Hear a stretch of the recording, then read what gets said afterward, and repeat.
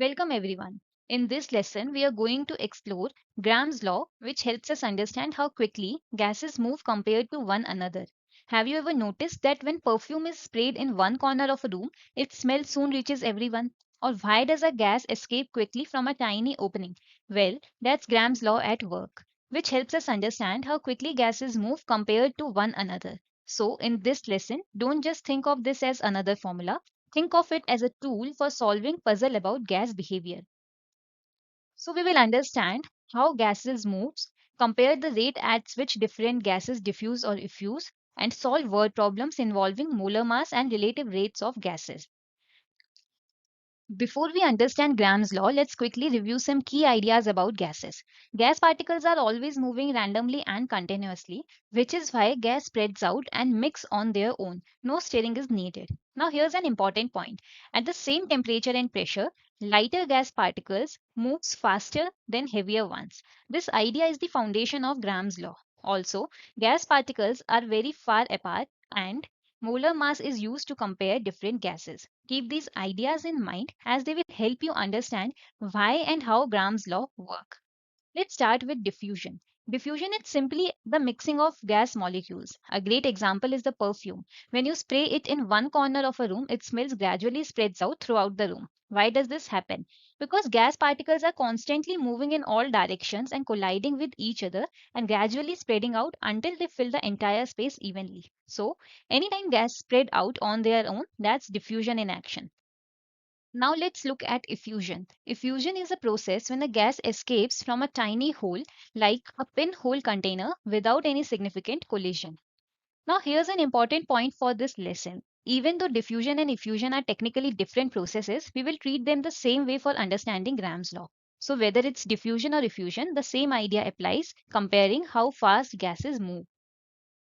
Now, Graham's law tells us the rate at which a gas diffuses or effuses is inversely proportional to the square root of its molar mass. This can be represented as R equals to 1 over square root of molar mass. It means that if molar mass is small, the gas moves faster. If the molar mass is large, the gas moves slower. So, at the same temperature and pressure, lighter gases moves faster, whereas heavier gases moves slower. That's the main idea behind the law. The formula just gives us the mathematical way to compare those speeds. Now let's write Graham's law in the form we use for two gases. Let R1 be the rate of effusion or diffusion for the first gas and R2 be the rate of effusion or diffusion for the second gas. Let M1 and M2 be their molar masses. Then Graham's law is written as ratio of R1 over R2 is equal to the ratio of under root of molar mass of gas 2 over molar mass of gas 1. Let's make this formula easier to understand. The rate depends on molar mass, but it is not in a direct way. It depends on the square root of a molar mass. So, if a gas has smaller molar mass, it will have a greater rate, and if a gas have larger molar mass, it will have a lower rate. And because of the square root, the change in the rate is not as dramatic as the change in the molar mass. Now let's look at how Graham's law is related to density. At the same temperature and pressure, density is directly proportional to the molar mass. This means heavier gases have higher density and lighter gases have lower density. Because of this, we can rewrite Graham's law using density. So the formula becomes R1 over R2 equals square root of D2 over D1 or the square root of M2 over M1. This is exactly similar to the molar mass form, just replacing molar mass with density as per the requirement. So now you have two ways to apply Graham's law. One using molar mass and other using density, depending on what information is given in the problem. Just remember, the idea stays the same. Lighter or less dense gas move faster, whereas heavier or denser gas move slower. Now let's connect rate with something measurable.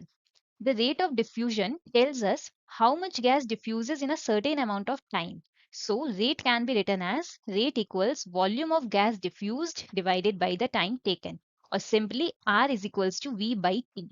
Here, V is the volume of gas diffused and T is the time taken. So, if more gas diffuses in less time, the rate is higher. And if less gas diffuses or it takes more time, the rate is lower. Now let's apply this idea to two gases.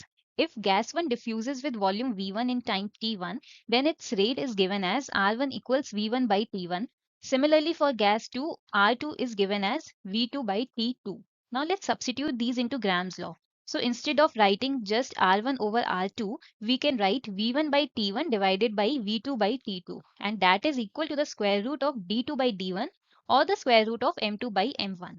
Now here comes a very useful special case. If both gas diffuses at same time, then T1 equals T2. So the time terms cancel out. That means V1 over V2 is equal to square root of D2 over D1 or square root of M2 over M1.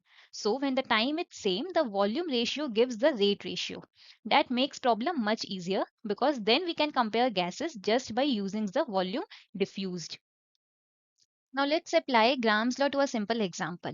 If a gas X has a molar mass of 4 grams per mole and gas Y has a molar mass of 36 grams per mole, how many times faster does gas X effuse than gas Y? Here we are given two gases, gas X with a molar mass of 4 grams per mole and gas Y with a molar mass of 36 grams per mole. And we need to find how many times faster does gas X effuse than gas Y.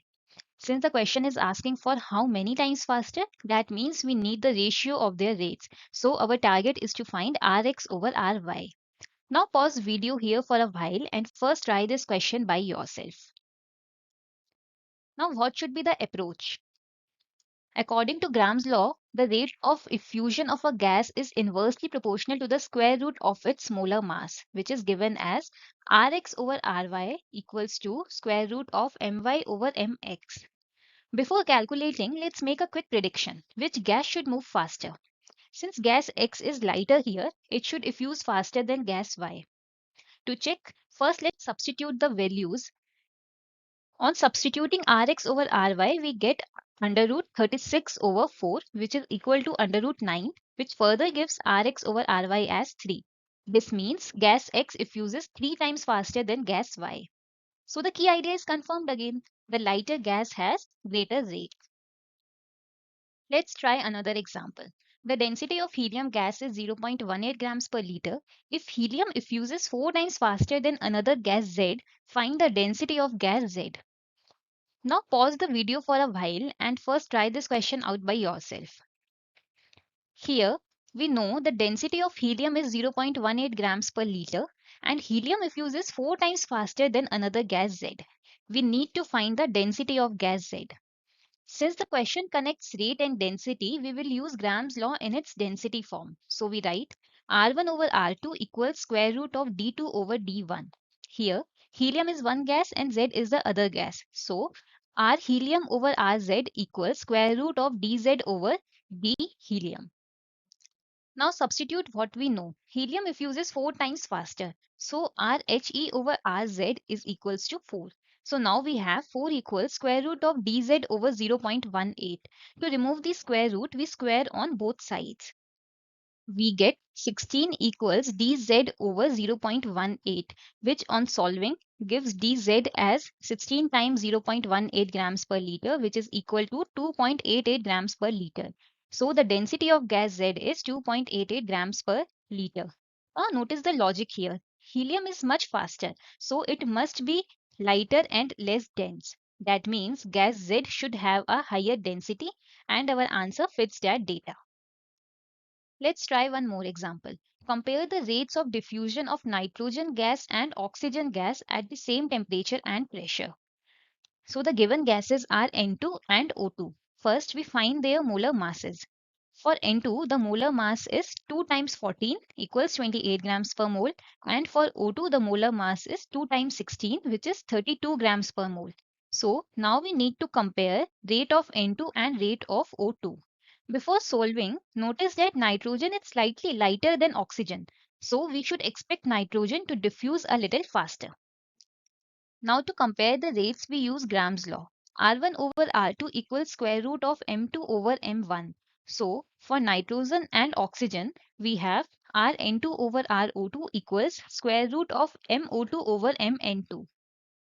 Now substitute the values. Rn2 over RO2 equals square root of 32 over 28. This gives Rn2 over RO2 equals 1.07. So rate of nitrogen is 1.07 times the rate of oxygen. That means nitrogen diffuses slightly faster than oxygen. And that makes sense because the lighter gas has a higher rate. Now we have a slightly different type of problem. A gas X diffuses 2 times faster than oxygen gas. Find the molar mass of gas X. This time, we know that gas X diffuses 2 times faster than oxygen gas, and we need to find the molar mass of gas X. We already know that the molar mass of oxygen is 32 grams per mole. Since the question gives us the rate comparison and asks for unknown molar mass, we will use Gram's law and solve for mx. So we write Rx over R2 equals square root of MO2 over mx. Now we substitute the given values. Since gas X diffuses 2 times faster, Rx over R2 becomes 2 and we get 2 equals square root of 32 over mx. To remove the square root, we square on both sides, which gives 4 equals 32 over mx. Now solving for mx gives 8 grams per mole. So the molar mass of gas X is 8 grams per mole. And this answer makes sense. If gas X diffuses faster than oxygen, it should have a smaller molar mass. Now let's summarize what we learned today. Graham's law states that the rate of diffusion or effusion of a gas is inversely proportional to the square root of its molar mass, which can be represented as R equals to 1 over square root of molar mass. Also, at the same temperature and pressure, lighter gas diffuses and effuses faster than the heavier gases. If we want to compare the gas rates, we can use the expression R1 over R2 equals to square root of M2 over M1. For the gases at same temperature and pressure, we can use the density expression, which is R1 over R2 equals to square root of D2 over D1. So that's all for today's lesson. Thank you and keep practicing.